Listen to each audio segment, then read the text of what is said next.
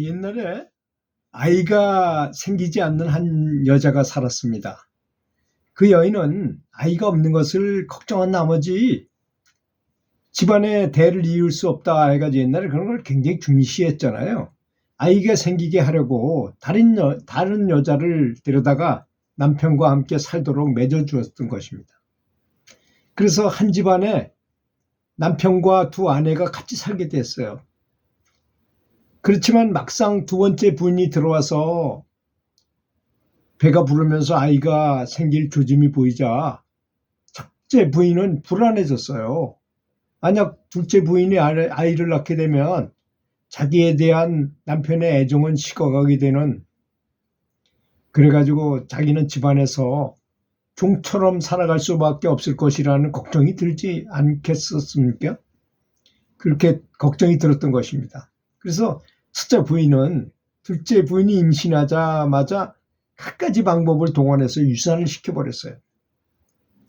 그렇게 첫 번째와 두 번째 아이까지는 둘째 부인이 그걸 눈치채지 못하게 유산시킬 수가 있어서 그냥 유산이 돼버린 것입니다. 그렇지만 세 번째는 탄로가 나서 둘째 부인도 두 번에 걸친 유산이 모두 첫 번째 부인의 소유임을 이제 조사 결과 알게 됐어요. 이 세 번째 출산이 실패하면서 둘째 부인은 결국은 아이를 낳다가 함께 죽고 말았어요. 그러니 이 산모는 첫째 부인에 대한 큰 증오심이 생길 거 아니겠습니까? 반드시 복수하고야 말리라고 다짐하겠지요. 영가의 신분이 돼가지고. 영가의 신분 되면 모든 걸 다 알 수 있거든요.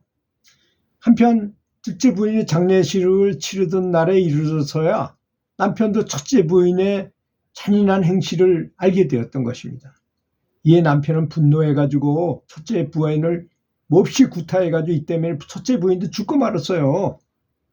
이렇게 원한으로 얽힌 두 여인은 다음 생에는 한 집안에 태어나서 첫째 부인은 암탉으로 태어나고 둘째 부인은 그 집안의 고양이가 된 것입니다.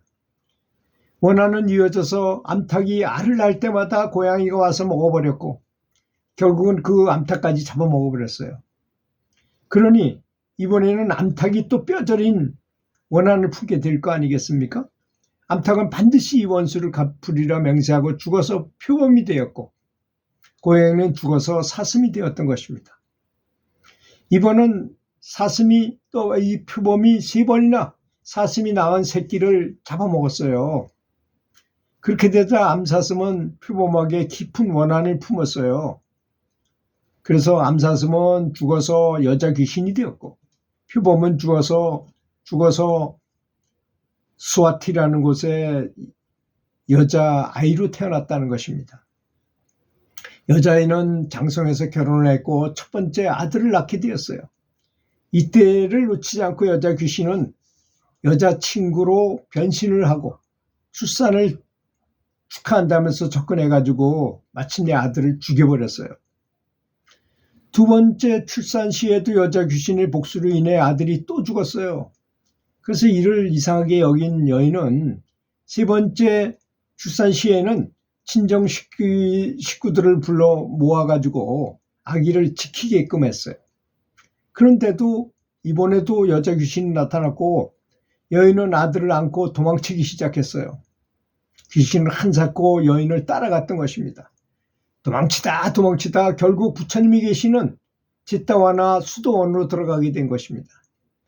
이때 부처님께서는 대중들에게 설법을 하고 계셨는데 여인은 부처님 앞에 아이를 내려놓고 아들을 살려달라고 애원했어요. 한편 뒤따르던 귀신은 수도원 앞에 이르렀는데 정문을 지키고 있던 신장에게 제지를 당해서 안으로 들어가지 못해서 증오심에 몸을 떨고 있었어요. 부처님께서는 그것을 아시고 아난다 장로에게 분부하여 귀신을 들어오게 하였다고 합니다. 부처님께서는 귀신과 여인과 그들의 과거 전생을 자세히 얘기해 줌으로써 어떻게 해서 원한이 원한으로 이어졌으며 그 원한이 또 다른 원한으로 이어져 순환하게 되었는지를 자세히 밝혀주었던 것입니다.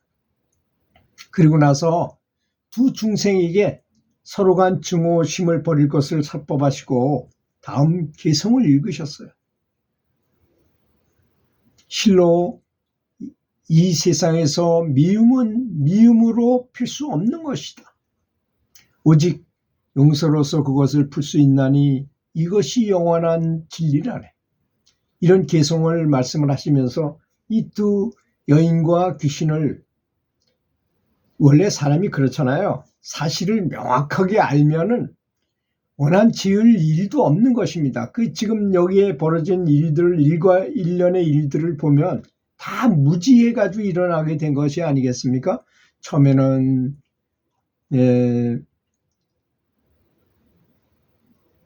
부인을 선한 마음으로 했죠. 자기는 애를 못 낳으니까 둘째 부인을 들였는데 둘째 부인이 임신을 하자 마음이 변한 거야.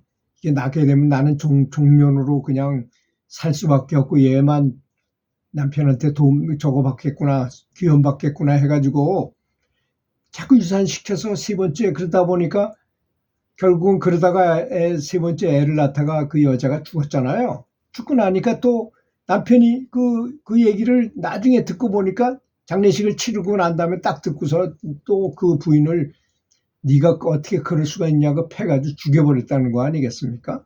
그러다 보니 그 여인들 둘이서 서로 원한에 원한을 맺고 해서 이렇게까지 큰 일이 됐다는 것 때문에 부처님은 일련의 과정을 한눈에 다 알 수 있으시니까 자세히 설명하고, 그리고 이제 그 귀신에게는 빚을 주셨겠죠. 광명을 줘가지고 그 사람을 그냥 내쫓아가지고는 다시 살 수 없잖아요. 그 일령이 된 상태니까 더 좋은 곳으로 갈 수 있게끔 빚을 주셔서 천도를 시키셨을 것 같습니다. 그리고 그 여인에게는 많이 참여하고 저 귀신을 위해서 당신이 오히려 그가 잘 되도록 많이 회양 기도를 많이 해라, 이렇게 하셨을 것 같아요. 그런 게 바로 우리 불교의 자비심이고 이 윤회를 극복하는 길이고 인욕을 하는 방법이고 자비심의 원천인 것입니다. 여러분, 우리가 이제 연부를 하거나 또는 기도를 하거나 할 때도 다 이런 자비심이 밑바닥에 기본이 돼야만. 생각해 보십시오. 모래 위에다가 아무리 튼튼한 집을 짓는다 해도 이게 흔들리거나 가라앉거나 할 거 아니겠습니까? 기초가 튼튼해야 되는 거 아니겠습니까? 그래서 저는 자비심을, 용서라는 것, 그렇잖아요. 아무리 나한테 잘못하는 사람이 있다 하더라도 그건 다 나의 업보인 것입니다. 만약에 나와 관련되어진 내 손주가 몸이 불편하다 하는 것도 나의 업인 것입니다. 그래서 내 업장을 잘 다스리고 부처님께 간절하게 참여하고 기도한다면 잘 이루어질 것이라고 믿습니다. 들어주셔서 감사합니다.